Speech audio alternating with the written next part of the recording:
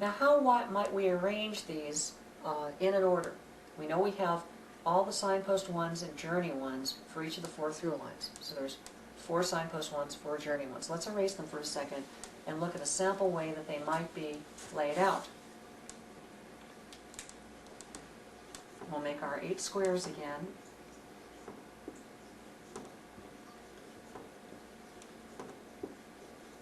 I hope I have all those in frame. Yes, I do. Gosh. All right. Now those 8 squares, suppose we decided to start out with our objective story signpost 1. And then we said, let's introduce where my main character is starting. Main character signpost 1.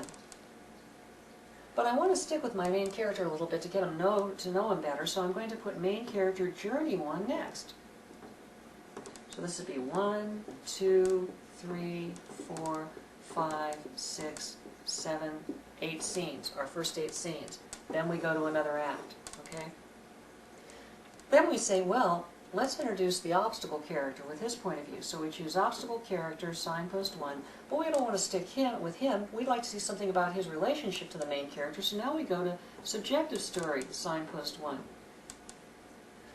Been a long time since we've talked about our objective story. Let's go to objective story, journey 1. Finally, you see we started up here with objective story, signpost 1, introduced the other 4 through lines, and now we're finally back to objective story journey 1. Now we finished the objective story for Act 1. We've got signpost 1 and journey 1. And we finished the main character for Act 1. We've got signpost 1 and journey 1. We only have the first signpost for the objective story and the subjective story. And we could put them in any order depending on which through line we just want to explore next by feel in our storytelling. So let's say we want to say objective story. Now let's look at what the obstacle character's got going. So we'll go to obstacle character journey 1 and end with subjective story journey 1. So now we've ended up with 4 signposts and 4 journeys. All the number 1s have happened before we got to any of the number 2s, so we've completed the first act. But we've mixed it up a little bit, in some cases putting a lot of scenes in between the first appearance of the objective story and its journey.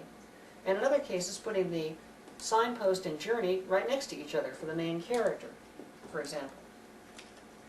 Now this allows us to create 8 different scenes based on plot. If we did it again for all the number 2s, we would have 8 more scenes. And if we did it again for all the number 3s, we would have 8 more scenes, giving us 24 scenes.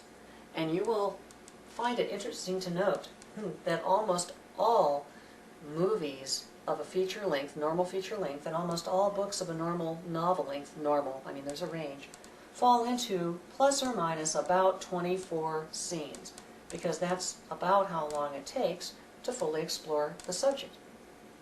But we have something left over. We've done all the 1s, all the 2s, and all the 3s, but now we have the 4s. And there are no journey 4. Remember, drawing that picture one more time, we had signpost, signpost, signpost, signpost, 1, 2, 3, 4, and journey, journey, journey, only 1, 2, 3. So in Act 1 we cover these, in Act 2 we cover those, in Act 3 we cover these, and what do we end up with? All the signposts number 4. At the end of the story, the signposts number 4, they're going to show up here, main character, signpost 4, and then obstacle character, signpost 4, subjective story, signpost 4, objective story, signpost 4. Any order that you want to do them in among themselves, but they all have to be the 4s. That is your conclusion. It's your denouement. It is your author's proof. It is where you have the opportunity to tie up all the loose ends and say, this is how the story concludes. So, we end up then with 3 acts of experience for the audience, each of which begins with a signpost and enters a journey. And at the end, we have the denouement. The problem a lot of authors have with structuring is that they mix up the structural view of the story as a done deal with the experience of the story that the audience has. Even good old Aristotle, as brilliant as he was, did that. He said, here's the beginning, here's the end, and everything should have a beginning, an end, and a middle. Of course, down here in the beginning we have signpost 1, here we have signpost 4, and here we have signpost 2 and signpost 3, as well as the journeys. So we've got all 5 of those lumped into the middle, all blended. You see, it's a blended view. If you start looking at structure instead for each through line in terms of 4 signposts and 3 journeys, then you can see the structural aspect. This is what we're talking about in the order in which we're going to explore it. And then when you come to write it, then you adopt more of the audience point of view, and you say, well, if I'm starting here with signpost 1 and going to signpost 2, that describes the first journey. So I have journey number 1, and how am I going to describe getting from signpost 1 to signpost 2? That's what I have to work out. But you'll never, ever again wonder what happens in Act 2. Why? In this 3-act structure of a beginning, a middle, and an end, you see, beginning, a middle, and end, that's not really 3-act structure. That's what it's sort of been bastardized into people believing. But instead, if you look at 1, signpost 2, signpost 3, signpost 4, then you've got the beginning, you've got the end, and the middle now has 2 signposts. So if you have learning, understanding, doing, and obtaining, Ludo, that's a common order to explore those in Hollywood movies.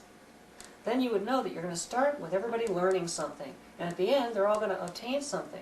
How do we get between the two? What happens in Act 2? Well, we learn until we understand. We understand until we arrive at the ability to do, and we continue to do harder and harder until we obtain. So no matter what order these areas of ground are jumbled up into, they all have to be explored, and once you have nailed the order, then you can tell exactly what's going to happen in Act 2 because it's broken up into smaller pieces that give you the beginning and end point of each of the 3 acts. So, theoretically, you could have a 3-act structure saying Journey 1, Journey 2, Journey 3, or you could have a 4-act structure saying Signpost 1, Signpost 2, or Signpost 3. You can also create act structures where you say that we're going to explore this, and then explore this, and then this, and this, and this, and this, and end up with a 7-act structure. There's lots of ways to go in the plot class. We'll talk to you all about those as well. But the point being right now is that we can create 7 different plot-oriented explorations or scenes in every story for each through line, giving us a total of 28. The first 24 fall into Acts 1, 2, and 3, and the last one falls into the denouement, the conclusion. All the number 4s go into the conclusion. Okay? So 24 here and 4 there, giving us 28.